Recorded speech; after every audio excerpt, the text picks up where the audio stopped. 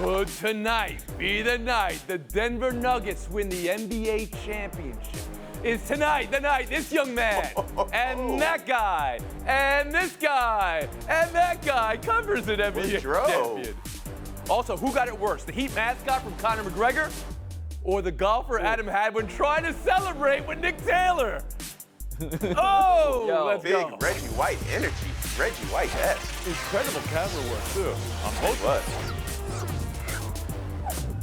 My guy Bernie needs hazard pay, Tom. Courtney Cronin, you can see you've got 3 points. Here's an even 5, or an uneven 5, to start, because you had the hot take before we sat down that it was all over for the Heat once Conor McGregor dropped the mascot.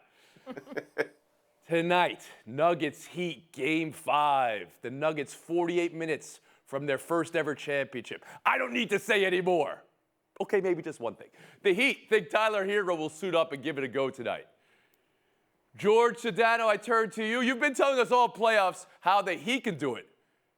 But for tonight to be the night for Denver, what's the number one thing that has to happen? Tony, it's really as simple as just doing what they've done all postseason, which is basically maul people for the most part, right? Like, they have gone through these playoffs with pretty, almost at ease in a lot of ways. They're 15-4 thus far. But individually, I think there are a couple of things they can do. Defend the three-point line. In the first 2 games, Miami got incredible quality opportunities from the three-point land, and Miami capitalized on those in Game 2. They've done a much better job in Games 3 and 4 of defending the three. They've almost sold out, really, on defending the three. So I think that's a key component, particularly with Tyler Hero potentially coming back. And I also think Eric Spoelstra could have something up his sleeve in regards to how much they've been willing to try to sell out for defending the three-point line. And then lastly, Aaron Gordon. A prominent Western Conference coach told me during the season, if Aaron Gordon goes off against you when you're playing the Denver Nuggets, you have no chance of winning that particular game. And if you look at it, they're undefeated when he scores 15 points or more in this postseason, in this particular playoff series. So Aaron Gordon is a huge key. And just one follow-up, George, since you've spent time in the huddle for both these teams, but especially for Denver, Michael Malone. And is there any pressure about trying to close it out at home for the first time in franchise history tonight? There's always pressure, Tone. I don't think that this team, though, really gets – I don't think they're going to feel that type of stuff. I think if they happen to lose this game, it's because Miami played an incredible game. Miami has to play a near perfect game to win against the Denver Nuggets. I'm not saying that's impossible, but that's the only way I think Denver loses, barring some sort of injury. And Pablo Torre on tonight, the night Denver's waiting for. But Tony, speaking of pressure, I want to focus on not Aaron Gordon, who is exactly as spectacular as George just said. And I don't want to focus on Nikola Jokic, who is obviously the best player on the planet right now. I want to focus on Jamal Murray, because when pressure is applied to him in the postseason, he becomes a totally different human being. There is nobody in the history of the NBA playoffs, Tony, John Hollinger did this analysis, that is more in terms of scoring, rebounding, assists. Altogether, he has the biggest jump in performance of anybody we've ever seen in the sport. And this is over a decent sample size now. And so when Nikola Jokic is struggling, as he did, relatively speaking, in the last game, Jamal Murray is there to have his 4th straight NBA Finals game with double-digit assists. He is somebody who becomes a 25-point-per-game scorer when the pressure is on. So to me, what do the Nuggets need to do? Just have Jamal Murray be exactly who he's been every time he enters the playoffs. It's been that easy for him. Pablo, you're tipping your hand who you might vote for MVP in this series? Should it come to that place with 2 minutes to go in tonight's game? It sounds like you're more on Murray than Jokic. Tinsley, I turn to you now on what the one thing, maybe, number one above all, that Denver needs to do tonight. Man, we talk so much about Denver's offense, but their defense, especially these last 2 games, has been really, really good. In Denver's 3 wins, they've held Miami to under 33% from 3. And you look at the other players on the Heat, like the Nuggets have taken them out. outside of that first quarter in game 2, Max Strus is 1 for 24 1 for 24 for the series. Gabe Vincent, the Nuggets have held him to 9 points combined in the last 2 games. So theoretically, Tyler Hero's return makes a lot of sense, but in reality, he's missed the last 2 months. He's also coming back with the game, with the season literally on the line in that altitude. So that's a lot to ask for a Miami Heat team. And the Denver Nuggets also understand we want to celebrate this on our home floor, and I think they get it done on the defensive end, and that's going to be a cause for celebration. And Courtney Cronin. The Heat have pushed this talent, Tony, as far as they can go. And the Tyler Hero news about him going to attempt to try to play tonight is total desperation with this team down 3-1. The only way I see Miami making this game competitive and potentially forcing a game 6 is if, with Hero in the mix, they can get more of that shot volume that they've been missing. That's something that Eric Spoelstra has really emphasized, because throughout the playoffs, teams that have the higher field goal attempts, which include trips to the free throw line, off of those field goal attempts, win 59% of the time. In those situations in the postseason, the Heat are 8-4 when they have the advantage of more field goals. When they don't, they're 3-5. That's the only way they keep this thing close to Sedano back in. Tony, in regards to Tyler Hero, this thing, I know he's missed 2 months, as Justin mentioned, but this is tailor-made for him. Denver runs a drop, okay? And they've been dropping deeper and deeper and deeper to defend Bam from being a playmaker. Tyler Hero eats in the mid-range. This, if he's going to get comfortable, this is the opportunity for him. And pressure is not something that he tends to worry about. I mean, go back to the bubble, man. That kid performed in a huge way in that bubble season, particularly in the playoffs. I believe he was one of the youngest players to ever score 30 points in a finals series, in a finals game. So I'm not worried about that. But again, Miami has to play near perfect. Pablo Torre after Horn. Yeah, but George was talking about where Tyler Hero likes to eat on the court. I believe the Denver Nuggets will just eat Tyler Hero. He is a zero defensively. You have all of these guys, all of this depth that we're talking about, bringing back a guy who has not played in months, who does not defend when he's healthy. Please leave him back on the against bench the wall, act of desperation, and here it is. Make the pick time, Pablo Torre. Sounds like you've got Denver. I'm taking Denver. And Justin Tinsley. Denver. Courtney Cronin. Nuggets in 5. Sedano.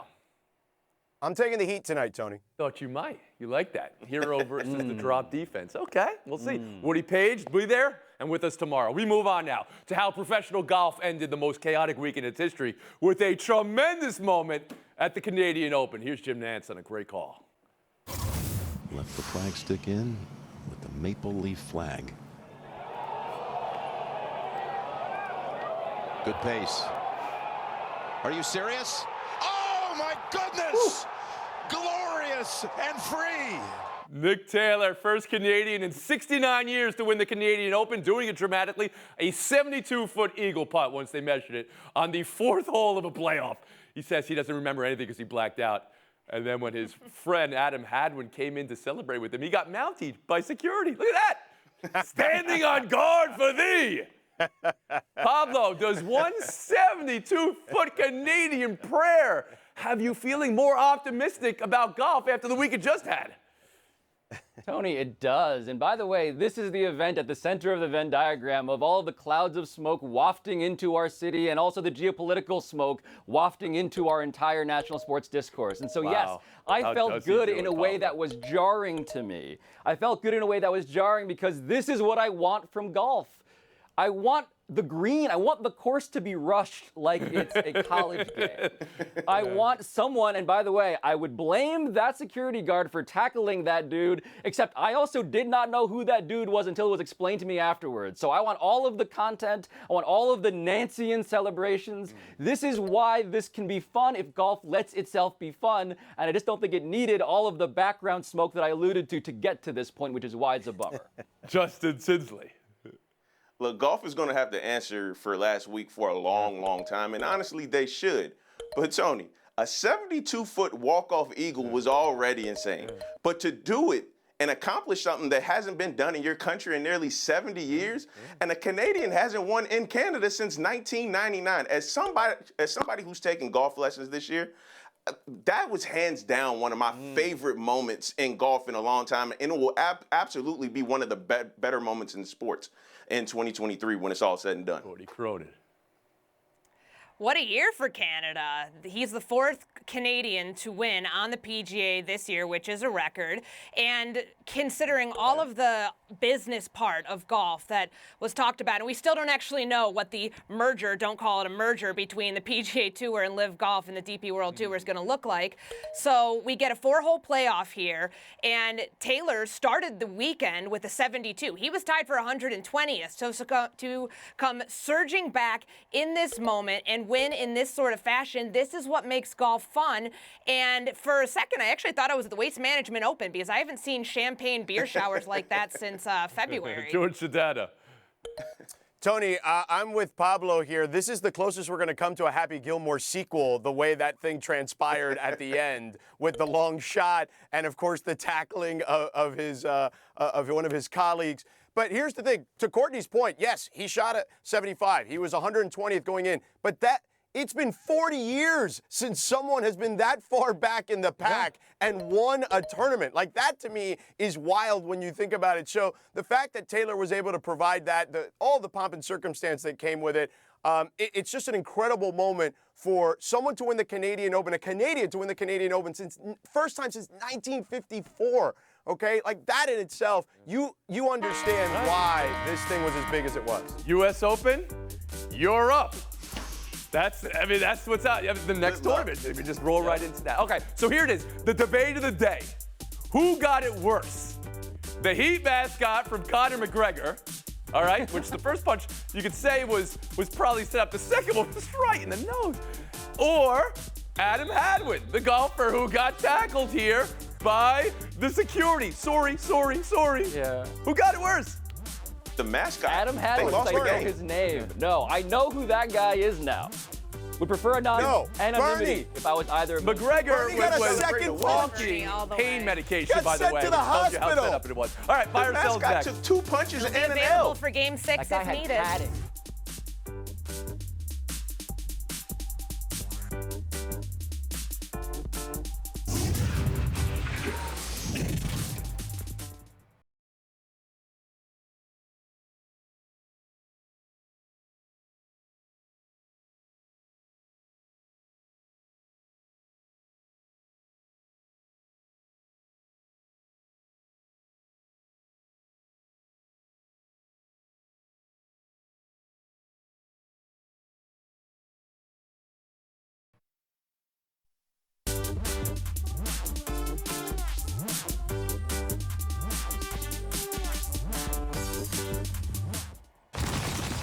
Novak Djokovic's record-breaking moment.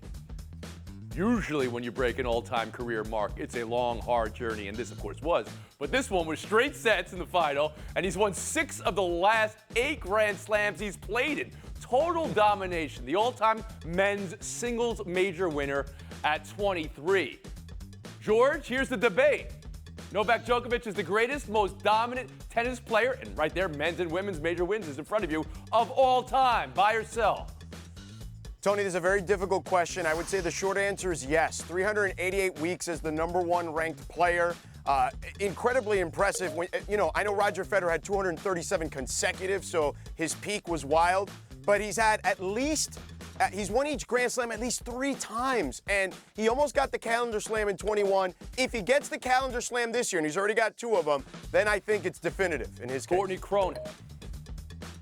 He's only getting better with age. 12-9 during Grand Slam finals in his 20s. He's 36. 11-2 during Grand Slam finals in this era of his 30s. No sign of slowing down either. He said he's not even thinking retirement. I will say, though, this big 3 that we've had in tennis with Federer, Nadal, and Djokovic, the first 2 set the bar super, super high for Djokovic to have to get to. The fact that he's there is a credit to them for getting him there in the first place.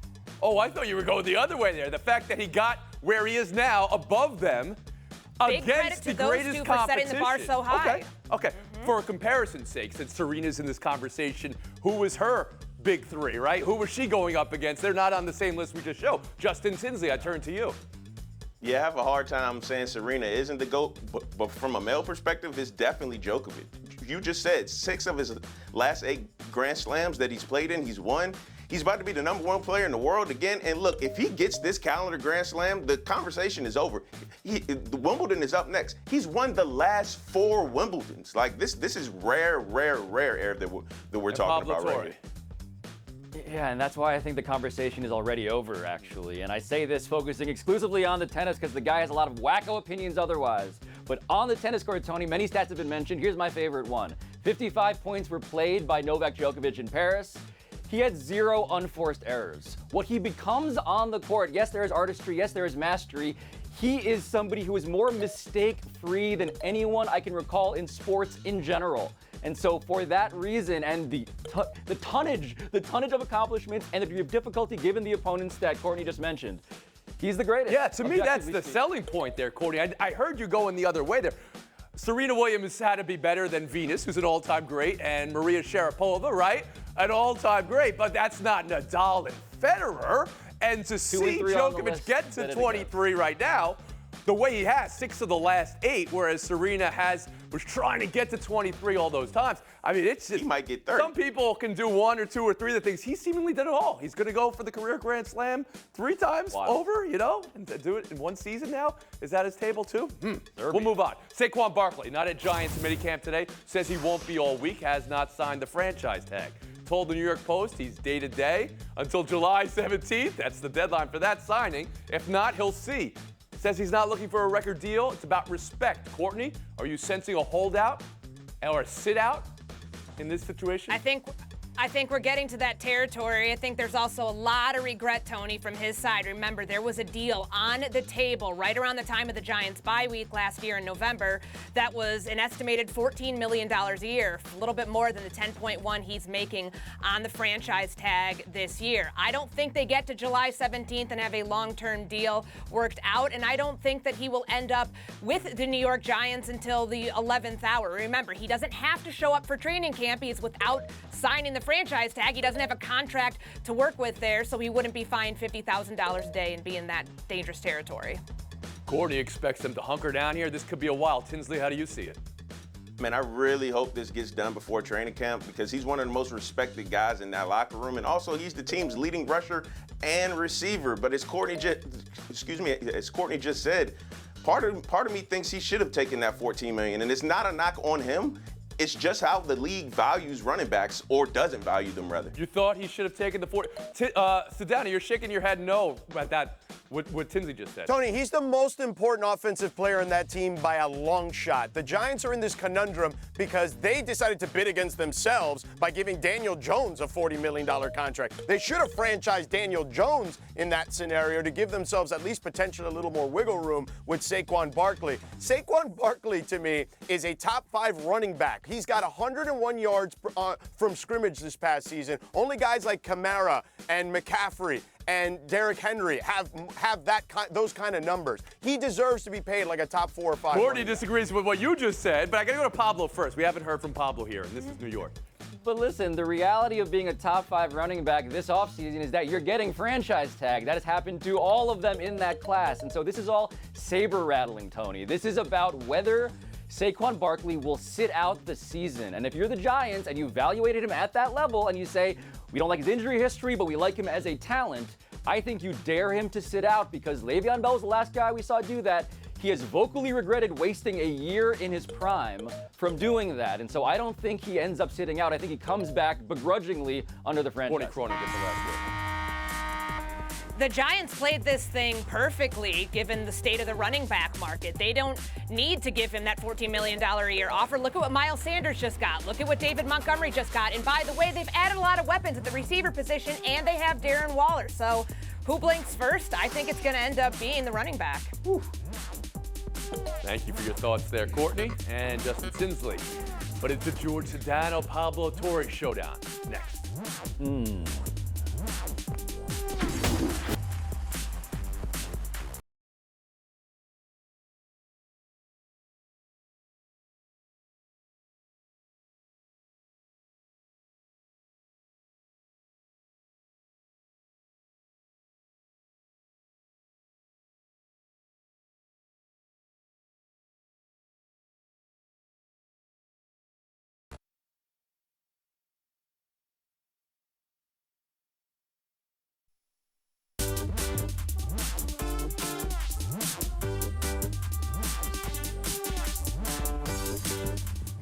Sedano Torrey, good luck in showdown. News of the day from softball.